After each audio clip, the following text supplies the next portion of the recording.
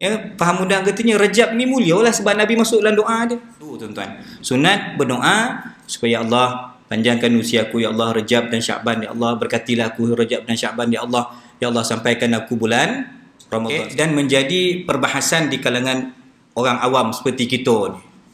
Kan kita kata ada ke dalil membesarkan bulan Rajab?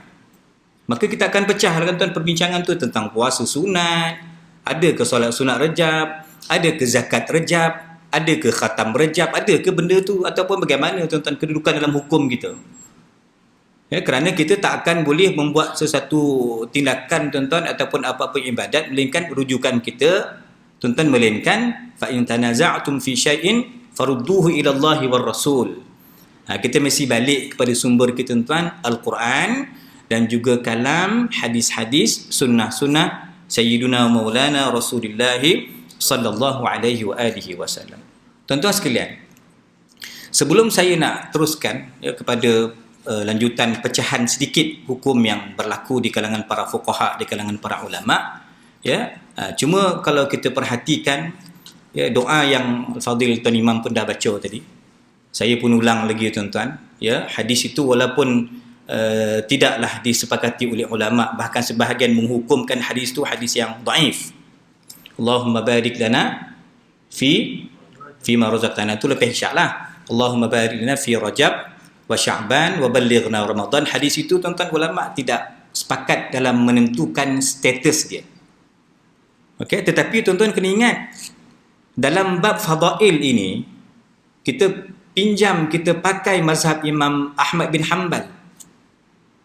Imam Hanbali pengasas kita pakai Imam Abdul Rahman bin Mahdi, partner Imam Syafi'i tuan-tuan. Kita pakai kalam-kalam yang disimpulkan oleh Imam Nawawi.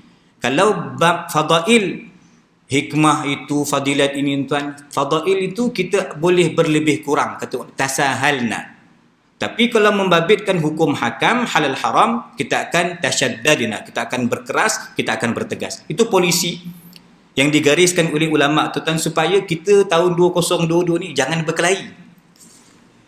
Ya, ada tahlil pahala sampai ke tak sampai, pahala lepas isyak ni dah baca tahlil tak sampai pahala. Tu kan? Kita kelahilah. Saya pernah tengok YouTube ustaz ni kata tak sampai, ustaz ni pula khabar sampai. Tak macam mana yang mana betul? Paling sonang tuan, kita kena mati dulu baru tahu sampai ke tak sampai pahala tu kan. Berkelahi pula dah. Macam mana yang geng-geng anti vaksin ni lain lah pula ni, sembahyang tak sah, saf tak rapat, ini tak ada pahala sunnah, sia-sia pahala. Tuan Nazir tanggung dosa, mufti tanggung dosa. Ini satu mazhab pula. Tuan kan? Datang lagi tuan-tuan yang agak terlampau bermudah-mudah, ada pula yang terlampau strict. Tuan-tuan, kita jangan mengambil sikap yang demikian, tapi dalam menentukan hukum tuan-tuan, maka kita mesti balik kepada dasar Quran Sunnah tadi. Antaranya Allah sebut fas'alu ahla dzikri in kuntum la ta'lamun. Maka tanyalah orang yang tahu, para ulama yang mengistimbatkan hukum, yang faham tuan-tuan, macam mana kita boleh tak baca doa tu. Kan? Apakah kewajaran kita menyambut awal Muharram? Kan? Kecoh, tak ada dalil. Muharram ni bukan Nabi yang tentukan, Sayyidina Umar yang tentukan. Apa masalah pula baca doa? Tak ada Yasin lepas asar, tak ada Yasin tak baca malam Jumaat. Ini tuan-tuan kelang kabut, kenapa bola ni? Kita ni bergaduh nombor satu, beramal tak ada. Kan? Cerita salah orang itu, bid'ah ini, khurafat ini tak betul, ini dalil tak jelas, ini dhaif. Tu saya kata tadi.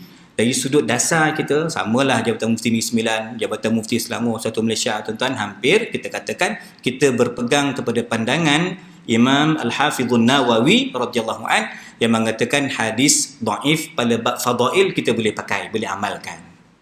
Okey, tuan-tuan Maka saya petik tuan-tuan, Imam Ibn Rajab ni mazhabnya Hanbali. Ya tuan-tuan, cuma beliau menyimpulkan hadis ini, doa tadi, ya Allah berkatilah kami pada Rajab, ya Allah berkatilah kami pada bulan Sya'ban, dan tuan wa ballighna Ramadan, itu yang paling mahal sekali sebenarnya. Ya Allah sampaikan kami semua ni di Ittihad ko, di mana pun tuan-tuan, section berapa pun kita, mudah-mudahan Allah sampaikan kita pada bulan Ramadan. Maka kata Imam Ibn Rajab radhiyallahu an, hadis ini menjadi dalil bahawa sunat kita berdoa agar kita panjang umur. Kan? Panjang umur tuan-tuan, agar kita bertemu dengan bulan-bulan yang mulia. Maknanya dari sudut kefahaman mudah tuan-tuan, ya, faham mudah katanya Rajab ni mulia lah sebab Nabi masuk dalam doa dia. Dan terkandung dalam bulan-bulan yang al-ashhurul hurum, bulan yang mulia. Itu tuan-tuan. Sunat berdoa supaya Allah panjangkan usiaku ya Allah Rajab dan Syakban ya Allah, berkatilah aku Rajab dan Syakban ya Allah. Ya Allah sampaikan aku bulan Ramadan. Sekarang ni baca Quran macam lomau lah kan, macam tak berapa semangat lah. Tapi esok kalau Ramadan insya-Allah mudah-mudahan dapatlah 3 kali khatam.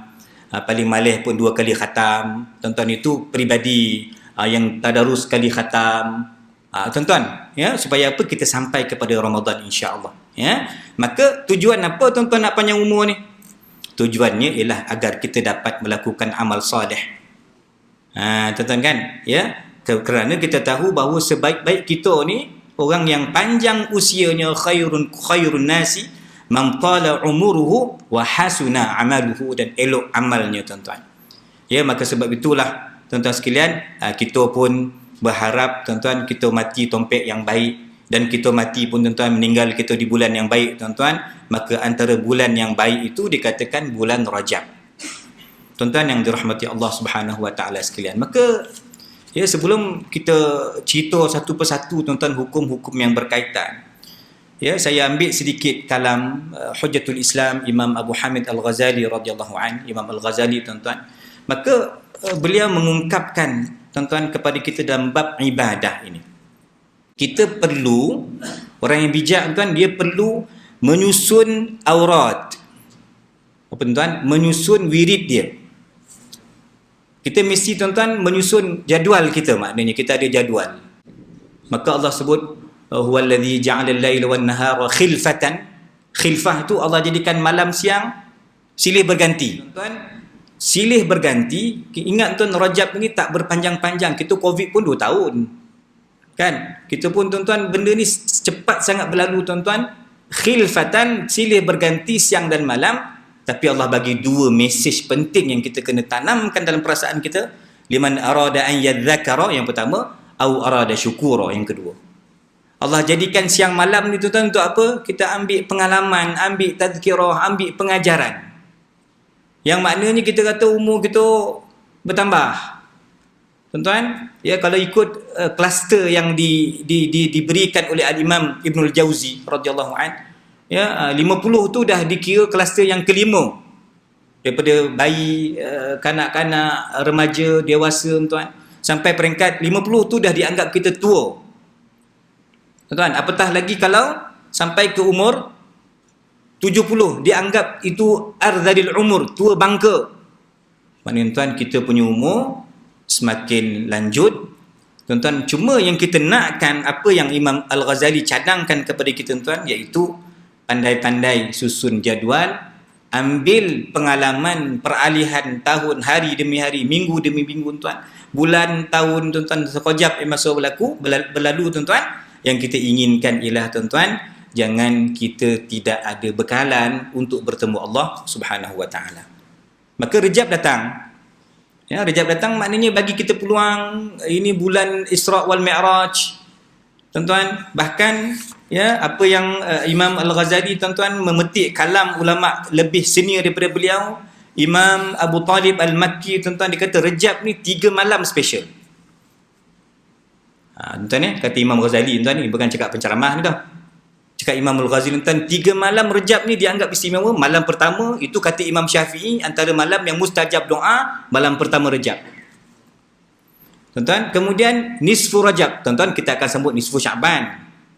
Mungkin kalau kami di Seremban, kami baca Yasin lah. Kalau tak boleh baca 3 kali, baca ulas sekali. Ataupun buat kuliah macam biasa, tuan-tuan, berdoa, tambahlah sikit doa, tuan-tuan. Contohnya kan, malam nisfu Syakban kita tahu, tapi kita tak perasan, kata Imam Ghazali, tuan, malam nisfu Rajab itu juga malam yang afdal. Tuan-tuan, dan juga dianggap antara malam yang afdal, tuan-tuan, al-ayyamul fadilah, al-layalil fadilah, malam yang utama bagi Rajab itu, kata Imam Al-Ghazali, termasuklah tuan-tuan pada malam 27 Rajab.